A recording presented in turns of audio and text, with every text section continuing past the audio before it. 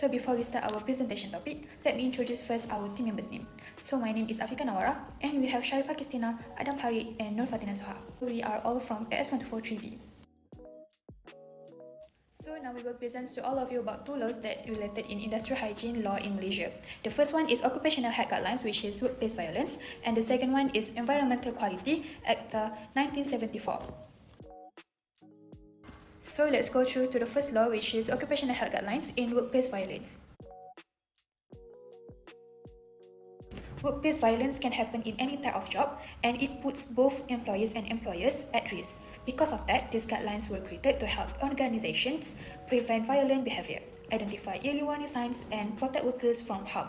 These guidelines give clear steps on how to manage them when they are in unsafe situations, encourage employers to create a safer environment, and teach all of the workers how to respond if violence occurs. By following these guidelines, companies can reduce the risk and make the workplace more secure and get a healthy space for everyone. So how these guidelines can protect in the community? By the guidelines, workers can identify early the signs of violence. It is because these guidelines share how to recognize all the bad behaviors such as threats, aggression, harassment, or intimidation before they become serious. This allows them to make a quick action to prevent from any harm. Second, it can guide employers to take the responsibility. It is because the guidelines explain what employers must do, such as risk assessment, monitoring, counseling support, and proper documentation. This helps the company how to protect all their workers' physical and mental well-being early. The third one, it is because it provides a clear procedures for workers to make a prevention. The guidelines have an explanation about the safety measures, such as reporting any incidents, make an emergency plans, designing safe work procedures, and providing proper staff training. These actions help all the company reduce the chance of violence incidents. The last one, it is because it encourages a supportive work culture. When employees feel heard and protected, they are more likely to report their problems early. So this can build trust of each other and keeps everyone safer. Even though these guidelines are helpful to protect all the workers and the community, there still have a few weaknesses that should be highlighted. The first one, the law is not specific enough. Some guidelines are too general and not specially designed for the health sector. This can make certain employers confused about what exactly they need to do. The second one, the law also can missing the certain important risks. It is because the guidelines may focus more on prevention but do not fully explain all the risks that can cause workplace violence. Because of this, some important danger signs may be failed to be noticed. The third one, this law is not have enough evidence. Some recommendations in the guidelines are based on theory, not a real-life evidence. This makes it hard to know if the guidelines is truly working in practice. The fourth one, this law is hard to apply in real situations. There may be missing steps on how to carry out the guidelines in the actual workplace setting. This can make the guidelines less effective when used in real life. The last one is, this law also not fully complete. It is because the guidelines not cover every important part of the workplace violence, such as detailed risk assessment, prevention steps, and how to manage every incident. Because of this, the approach can feel incomplete or not well structured. The first case is workplace violence in a convenience store. The main risks include robbery, theft, assault, threats, and verbal abuse from customers. For example, fights can happen inside the store, or customer may become aggressive when refuse alcohol sales. To reduce this risk, workers are trained not to resist during robberies and to always be aware of escape routes.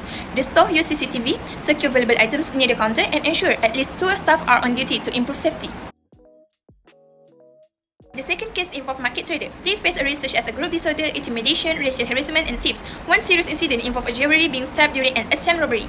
To control this risk, traders share information about troublemaker and use friendly communication to calm the situation. Valuable items are secured, blind spots are avoided, and regular police patrol help improve safety.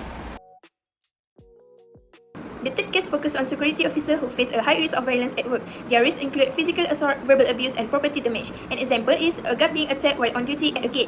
To manage this risk, officers receive a proper training and use a professional, non-confrontational approach. They work in pairs, maintain regular communication, and are supported by monitoring systems to ensure safety. To improve the effectiveness of workplace violence guidelines, several recommendations can be applied. First, the guidelines should be more specific, especially for high-risk sectors such as healthcare, retail, and security service. Second, stronger training programs are needed so that both workers and employers understand how to prevent and respond to violence. Third, risk assessment and early reporting systems should be improved to detect problems at an early stage.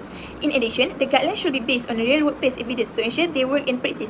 Clear steps for implementation are also important so the guideline can be applied effectively in real situations. Finally, cooperation between employers, workers, and authorities is essential to create safer workplace and protect the community. So, the conclusion is workplace violence is a serious problem that can happen in any type of workplace and affect both workers and the community. The guidelines play an important role by providing clear prevention strategies and procedures to reduce this risk. By identifying early warning signs of violence, workers can take action before situations become more dangerous. Employers also have a strong responsibility to ensure a safety supportive working environment. The real-life case show that proper risk control measures can help prevent injuries, losses, and even fatalities.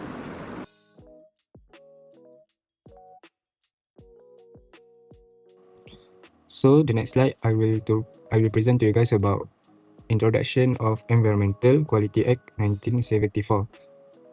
EQA 1974 is Malaysia main law to protect the environment that can control pollution from industry, vehicles, and human activities. EQA 1974 can ensure that development projects consider environmental impact that can enforced by the Department of Environment to safeguard public health. EQA 1974 can help Malaysia grow sustain while protecting nature. Next, how environmental pollution happens. First, rapid industrialization, which is more factories and emission pollute air and water. Second, improper waste disposal, like some industry dump hazardous or untreated waste. Third, vehicle and industrial emission, like cars, lorry, and factories release smoke. Fourth, untreated wastewater, like polluted water discharged into river. Last, weak compliance by some industry, which is rules not always follow. Last of my slide is weakness of EQA 1974. First, enforcement sometimes weak. Not all industry are monitored regularly. Second, penalty may not deterrage industry, like fines may be seen as a business cost. Third, limited manpower for monitoring. DOE has few officer of inspection. Fourth, some regulation are outdated. Like certain rules don't cover new pollution types.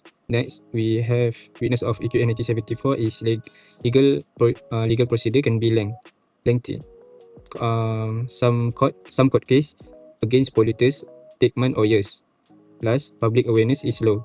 Many people are unaware of environmental responsibility. For this slide, the case discussed is water pollution caused by the discharge of industrial effluents into river without proper treatment. When these industrial wastes are released, they not only pollute water sources but can also affect the health of residents living near the area. In addition, aquatic life such as fish is also threatened and may die due to lack of oxygen or harmful chemicals. In this case, residents report that the river water changed color to dark and emitted a foul odor, prompting complaints to the Department of Environment. Therefore, preventive measures such as environmental awareness training, stricter law enforcement, and the installation of effluent treatment plants are very important to prevent recurring pollution. This slide discusses the case of illegal scheduled waste dumping that occurred in Sungai Kim Kim. This case demonstrates how irresponsible waste management can have a significant impact on public health and the environment. Hazardous chemicals disposed of into the river caused severe pollution, forcing several schools in Pasir Gudang to close. Many students and residents experienced difficulty breathing and shortness of breath. These incidents clearly prove that the pollution not only damages the environment but also disrupts the daily life of the community. Therefore, strict action against the lawbreakers, emergency clean-up operation, and continuous monitoring are essential to prevent such incidents from happening again. For this slide, the issue of open burning discussed as one of the main causes of air pollution. Open burning activities, especially from the industrial sector, produce thick smoke that can affect the air quality in surrounding areas. This situation causes residents to experience breathing difficulties and increase the risk of health problems such as asthma. In addition, air pollution also has a negative impact on the environment as a whole. Therefore, actions such as immediately halting operation, imposing fines and legal actions, as well as implementing public awareness campaigns are very important to control and prevent open burning. This slide proposed several improvement measures to enhance the effectiveness of the implementation of the Environmental Quality Act 1974. Among them is tightening law enforcement through regular inspection of industries, especially high-risk industries. In addition, the use of green technology should be encouraged to reduce the release of pollutants into the environment.